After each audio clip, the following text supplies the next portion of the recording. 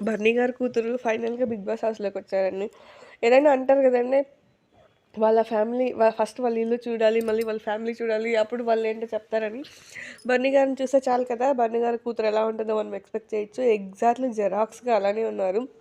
సాంప్రదాయం కావచ్చు, పద్ధతులు కావచ్చు, పలకరించే విధానం కావచ్చు, ఎవరన్నా అందరిని కలుపుకునే విధానం కావచ్చు, అసలు విలువలు ఇవన్నీ కూడా కుటుంబాల నుంచినే వస్తాయండి. అందుకే మనం యాస్ ఎ పేరెంట్స్‌గా ఫస్ట్ ఆఫ్ ఆల్ మనం బావుంటే బాగుండడం ఇన్ ద సెన్స్ మంచి బట్టలేసుకొని లగ్జరీగా ఉండడం కాదు. విలువలతో సాంప్రదాయాలు, విలువలు, బంధాలు, బాధ్యతలు ఇవన్నీ కలగలుపుకొని ఉంటే మన పిల్లలకి మనం నేర్పించక్కర్లేదు. వాళ్ళు మనల్ని చూస్తూ పెరుగుతారు కాబట్టి ఆటోమేటిక్‌గా వాళ్ళకి అవి అలవాటయిపోతాయి.